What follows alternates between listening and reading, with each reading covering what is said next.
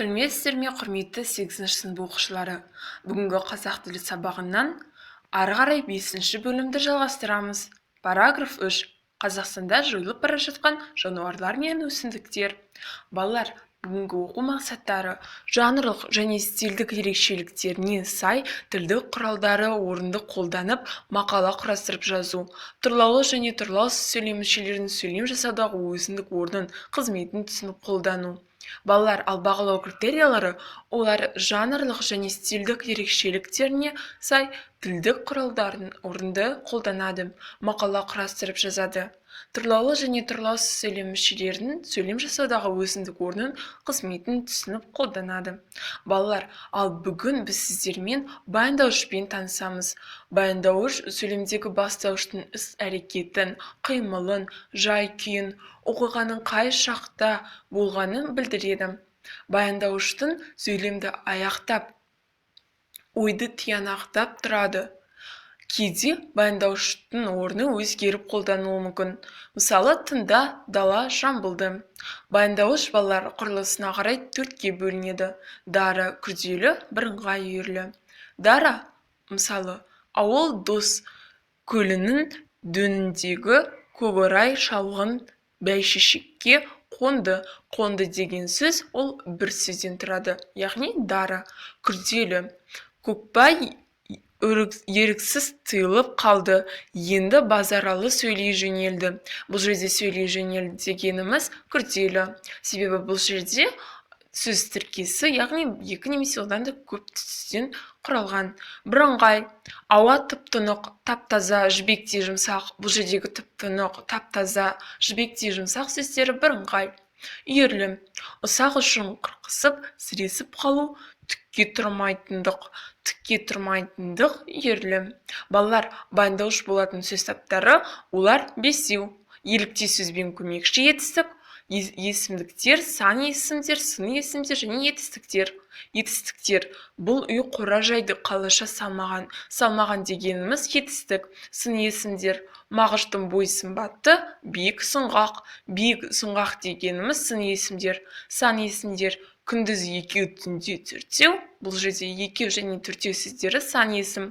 Есімдіктер мен ағайынды екеумін, біреуі өзім, екіншісі халқым. Өзім деген есімдік.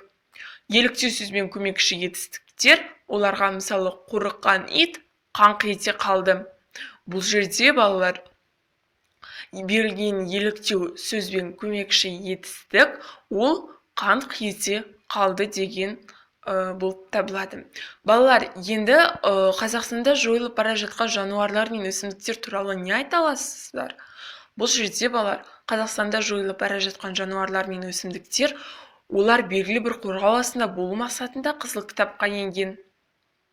Балалар, сабаққа жол ретінде осы сұраққа жауап берейік. Суреттерге назар аударып, осы суреттердің сабаққа қандай байланыс көрсететінін анықтаңыз. Балалар, осы сұраққа жауап беріп, өз нұсқаулығыңызды берілген жауап үлгісімен тексерейік. Осы суреттердің сабақ тақырыбымен байланысы бар. Мысалы, өсімдік көрсетілген суреттен жойылып бара жатқан өсімдік түрін анықтасақ, ал ақбөкен көрсетілген суреттен жойылып бара жатқан жануарлар түрін анықтауымызға болады екен балалар. Балалар, енді бірінші тапсырмаға көз аударайық. Берілген 2 оқылым мәтіндерін оқып, осы сұрақтарға жауап беріңіздер. Балалар, әрбір оқылым мәтініне 2 сұрақ көрсетілген. Бірінші сұрақ, ақбөкен жануарларының сипаты қандай? Екінші сұрақ, қандай одақ туралы айтылады? Ал екінші мәтін туралы тағы да 2 сұрақ. Бірінші сұрақ, Алтай флорасы қалай сипатталған? Екінші сұрақ, қызыл кітапқа қанша дәрілік шөп енгізілген? Балалар, өз нұсқаулықтарыңызды жауап үлгісімен тексерейік. Бірінші мәтіннің бірінші сұрағы, ақбөкен жануарларының сипаты, жануар Дарқан даласының киесі, сонымен қатар сақтаушысы, оның тілеушісі болып табылады екен. Ал екінші сұрақ, ол мәтінде табиғат қорғау одағы туралы айтылып тұр. Ал екінші мәтіннің бірінші сұрағы, Алтай флорасы өте бай болып табылады. Мүк, қына, саңырауқұлақ сияқты 2000-нан астам өсімдік өседі. Ал екінші сұрақ, қызыл кітапқа 35-тен астам дәрілік шөп енгізілген. Балалар, екінші тапсырмаға көз аударайық. оқылы мәтіннен баяндауыштарды анықтап жасалу жолымен құрылысына қарай талдаңдар. Балалар, бұл жерде сіз берілген мәтіндерден баяндауыштарды тауып, сосын оларды құрылысына және жасалу жолына қарай бөліп талдау қажет екен. Балалар, сонымен қатар бүгінгі сізге берілген үй тапсырмасы баяндауыш болатын сөз таптарының барлығына Қазақстанда жойылып бара жатқан аң-құстар туралы мысалдар жазыңдар. Балалар, сіздерге сабақ түсінікті болды деген үміттемін. Егер де сұрақтарыңыз болса, сабақты тағы бір рет көріп қойыңыздар. Назарларыңызға рахмет, сау болыңыздар.